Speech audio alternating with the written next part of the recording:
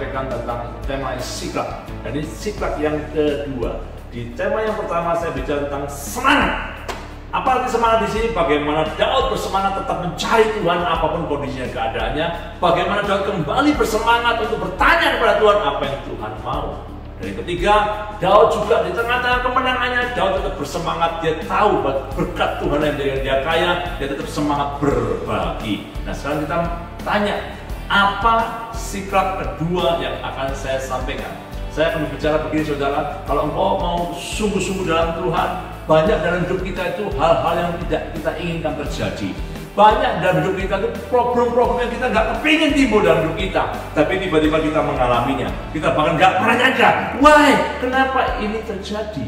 Ini dialami oleh Daud ketika di Siklag. Bagaimana ketika dia diusir oleh raja-raja orang Filistin, termasuk Akis yang sebelumnya dia menjadi bawahannya, dan dia kembali pulang bersama 600 pasukannya. Harapannya dia bertemu dengan istri anaknya, tapi ketika dia sampai di Siklag, tempat dia tinggal, ternyata istri, anak, dan semua harta yang ada di sana telah ditawan dan dijarah ludes oleh orang-orang Amalek.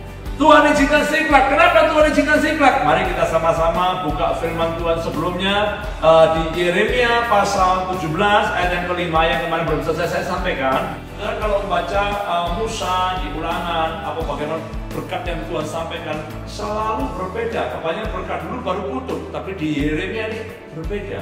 Kutub duluan, baru berkat. Nah, apa yang saya sampaikan hari ini, saya mau berbicara dari segi perspektif yang berbeda. Jadi kenapa kita selalu kata-kata orang tua bilang gini, sedialah payung sebelum hujan. Kita dulu nggak ngerti, nggak apa-apa lah belum hujan. Sering kali kita meremehkan, tapi kita belajar dari segi firman Tuhan, bagaimana pencegahan itu penting sekali. Sehingga kita nggak sampai mengalami hal-hal yang buruk dalam hidup kita.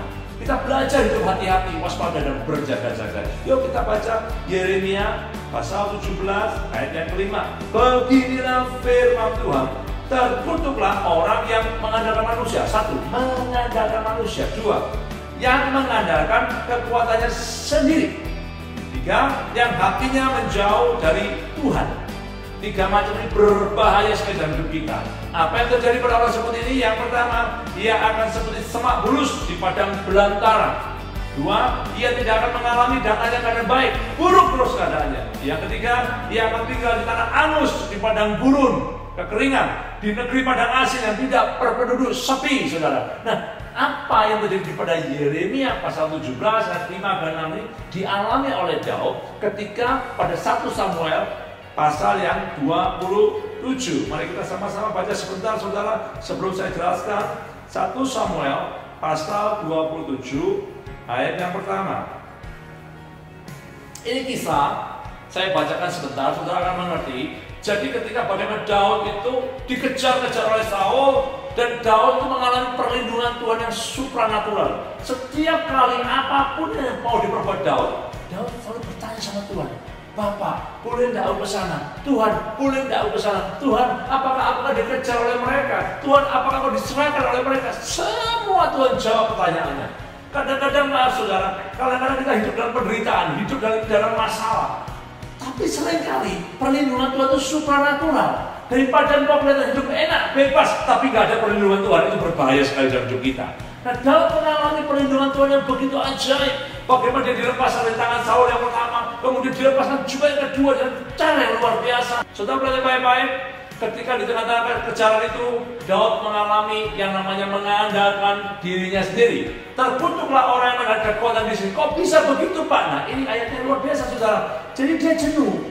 Dia mikir begini, kata-katanya begitu. Tetapi Daud berpikir dalam hatinya, suatu saat aku sekali dilumputin, dua kali aku dilumputin. Jangan-jangan semuanya pasti ketangkap. Ini pikiran manusia. Seringkali ketakutan, kekhawatiran, kecemasan membuat kita menetapkan sendiri rencana kita, membuat kita set up sendiri goal kita. Akibatnya Tuhan nggak ada di situ.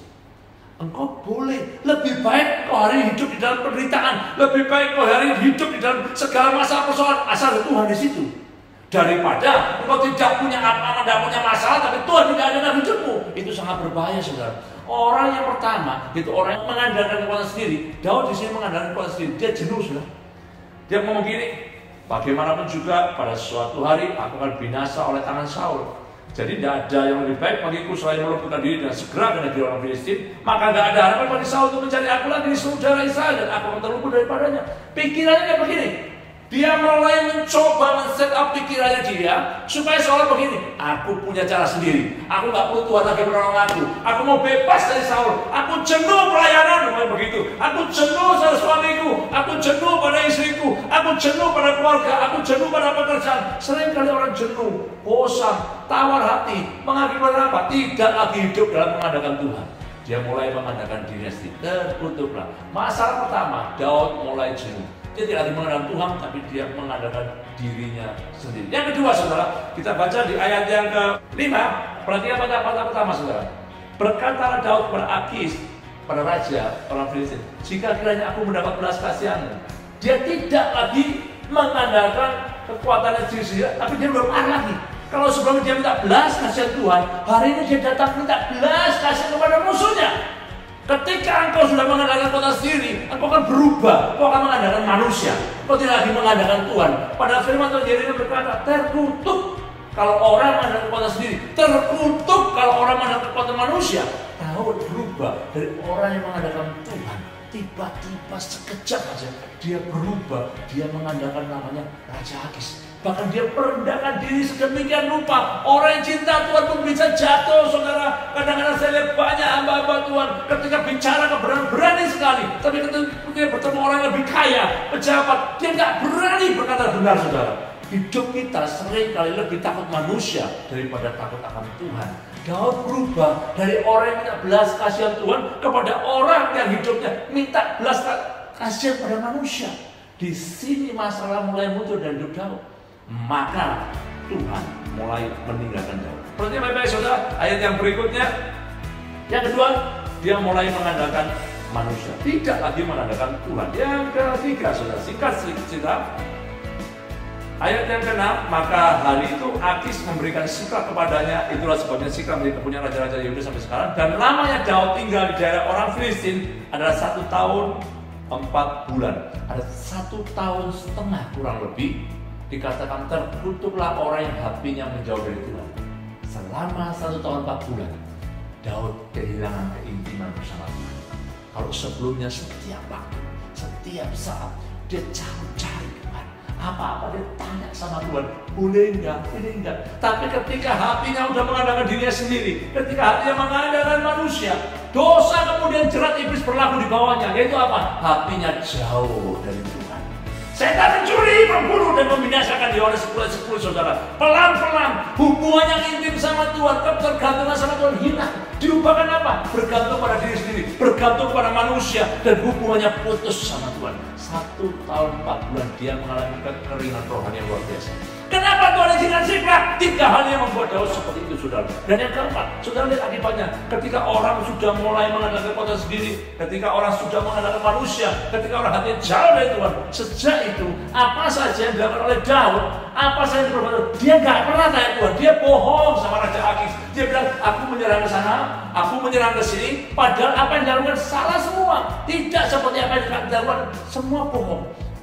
Ketika dosa 1 dia selesaikan menuju dosa 2, dosa 2 dia selesaikan menuju dosa 3, maka dosa beranak pinak sampai menjadi kebohongan. Hidup Daud yang asalnya begitu tulus sama Tuhan, begitu intim sama Tuhan, sehingga berkenan kepada Tuhan, berubah menjadi orang hidup dalam kebohongan. Akibatnya Tuhan karena janjinya kepada Daud, Tuhan karena sayangnya kepada Daud. 1 Samuel 13 berkata, aku telah membuat orang yang berkenan kepadaku. Maka dipanggil kembali Daud. Melalui apa? Melalui Siklag. Haleluya.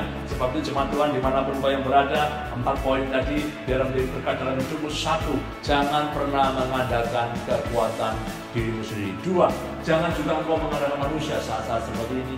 3, jaga kembali hubunganmu sama Tuhan. Dekat lagi sama Tuhan. Melalui lockdown kau bersama istri anak, hubungan, bangun mesbah keluargamu, kembali bersama-sama dengan Tuhan. Yang keempat, kalau kau biarkan terus-menerus hatimu jauh sama Tuhan, hidupmu akan penuh dengan kebohongan, kekalahan, tanah angus akan jadi milikmu. Mari kita sama-sama berdoa, kita bertobat bersama-sama Tuhan, sehingga Tuhan pulihkan hidup kita.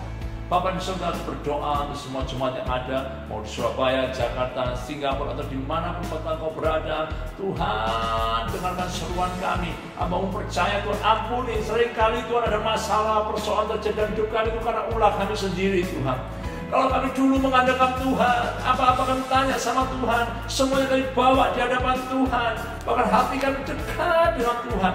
Oh, kami hidup dalam kebenaran, meskipun kami hidup tidak berkelimpah, tapi dalam kebenaran. Tapi ketika semua terjadi Tuhan, kami jenuh, kami bosan, kami udah gak tahan lagi, kami tawar hati, kami coba kekuatan kami sendiri, kami set up goal kami sendiri, kami gak melibatkan Tuhan lagi dalam hidup kami. Sejak itu kehidupan kami berubah. Bersyukur Tuhan, Kau izinkan sikap dalam hidup kami, Kau panggil kami kembali, Kau izinkan masalah kami terjadi supaya kami bertobat. Ternyata pertobatan membawa kemuliaan bersama Tuhan, sehingga nama Tuhan dipermuliakan. Jaga Tuhan anak-anakmu dimanapun berada saat ini, apapun kondisi situasinya, kami percaya Tuhan tidak pernah meninggalkan kami. Di dalam nama Tuhan Yesus Kristus, tetap semangat. Haleluya.